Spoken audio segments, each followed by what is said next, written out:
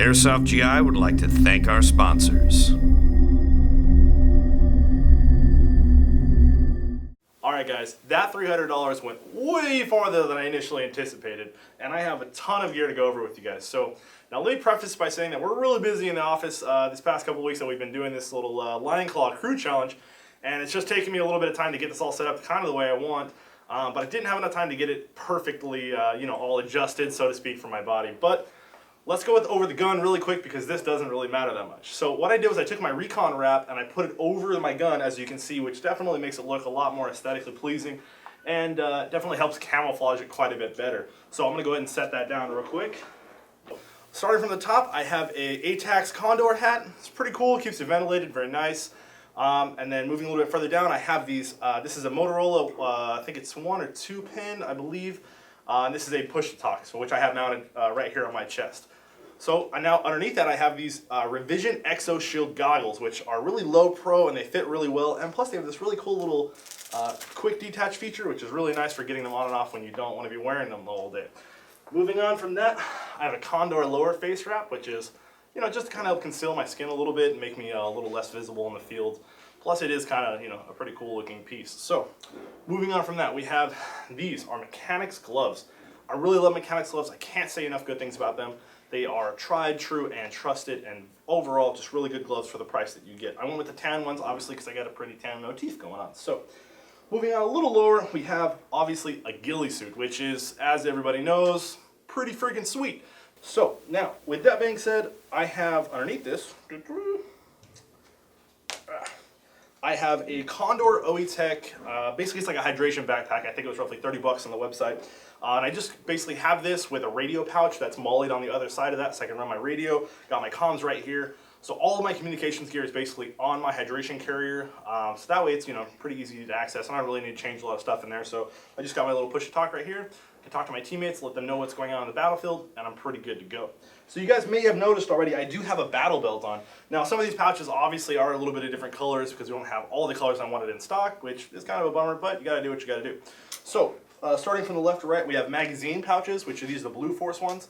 Moving on a little bit farther back, you'll notice that I have a grenade pouch here, and you're probably thinking to yourself, Josh, you can't really get to a grenade pouch from there. What are you thinking? What's that for? So if I'm laying down and somebody needs to breach a door, or they need to get inside of a building, they have one right here. So it's more for my teammates rather than for me, because obviously I'm a sniper. I'm not really going to be breaching rooms, but it still is good to have an extra Thunderbee or two just to kind of help out your teammates if they so need. So that's what I got right here. Right here, you're probably like, man, what is that super tall magazine? That's for my MP7 that I have mounted on my drop leg, so I can carry 2 additional magazines. So in the event of my gun going down, or we really need to press into a building, I can basically drop that, unclip, pull out my MP7, and I got an extra mag good to go for it. So let's move on to that actually. Let's talk about that for a second here. I do have a Pantech drop leg holster for the MP7. Now, this is basically going to allow me to have my MP7 with me at all times as a really great backup, as also a primary if I need to run it. Mounted on this, I have an additional magazine in the front because, hey, extra mags for a Lion Claw event is going to be extra beneficial. On top of that, I have mounted 1 Thunderbee for myself. So basically, this Thunderbee on my drop leg is going to be able to, I can pull out my MP7, grab a Thunderbee, and then basically I'm ready to go to charge a room. And I don't really have to do too much more to be ready to go. So, with that being said, I have OE-Tech Condor knee pads on underneath my ghillie suit. That's just going to kind of help if I need to take a knee or shoot anything.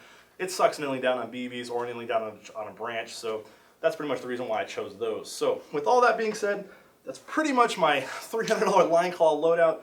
I wanted to get a lot more stuff, but as you guys know, it is a little more difficult to put that in the budget. But there are 3 items that I do want to go over with you guys because I think these are going to be crucial to any team that would really need them. First of all, Revision anti-fog wipes. These are basically going to wipe your goggles out, create a really good little layer to prevent them from fogging. I've used them before, and if you're at a Lion Claw operation, it's really hot, you're going in and out of buildings, you're going to get some fogging, hopefully not, but if you do, it's good to have a pair of these around. So I can throw these to a teammate, wipe out their goggles, and they're going to be good to go back in the fight. The second thing I've added is this little, basically it's like a silicone oil pen. So at Lion Claw, it's very windy at times and very dusty, so that means you might be getting some dust in your gun, your barrel, your anything really.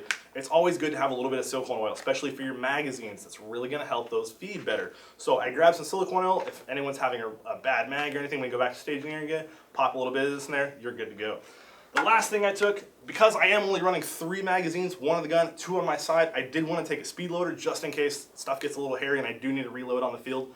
So I got a little one. I can basically just stuff that in my my little admin panel or utility pouch, so to speak, right here, which I have my phone in, stuff like that. And I also have one more extra utility pouch in case I want to carry another bottle of BBs or something like that. So basically I'm covered on all my grounds. So yeah, that's pretty much the line call loadout build that I went with. So I'm curious to see what your guys' opinions and thoughts are. I'll catch you guys later.